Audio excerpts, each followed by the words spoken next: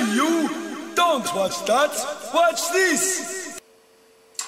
Ja, liebe Lü, ich bin ja nicht mal bloß so ein halbmal ostfriesischen Indianer, der noch die Lü hingeht und auf Geburtstag und so ein Schied was vertellt über die Lü und Tünnef und so. Nee, ich bin auch ein seriösen Dichter. Ich habe ostfriesische oder plattdeutsche Poems, schrieb ich, als der Engländer sagt, ne? Ja. So. Und allerletztens habe ich ein Gedicht geschrieben über meine Heimat Ostfriesland, über Lütschedorp, wie Ostfriesland in Auwak.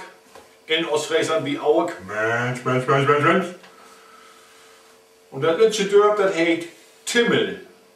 So. Und als das nun so ist wie ein Gedicht, muss ich das ja also ein bisschen riemen, ne? So reimen. Und dann will ich dann überlegen, was reimt sich denn auf Timmel? Ja. Was reimt sich auf Timmel? Frage ich jou jetzt. Was reimt sich auf Timmel? Ich habe überlegt.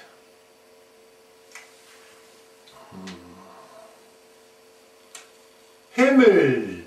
Himmel reimt sich auf Timmel. Und dann anderen noch, wie das noch? Timmel so gefehlt mit Rieden und so, ne? Rieden. Und Schimmel, ja, das reimt sich auch auf Timmel. Anders ist mir nichts infallen, was ich auf Timmel reimen deit. Oder habt ihr noch eine Idee?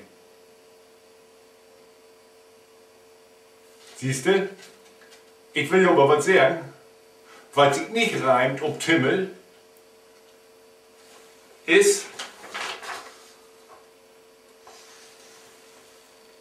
Püll reimt sich nicht auf Timmel. Die versaute Bande. Dann nennt das wie Stricken. Um Stricken reimt sich auch nicht. Nee, versaute Kröpelchen. Was sind die für Menschen, die so was denken dort?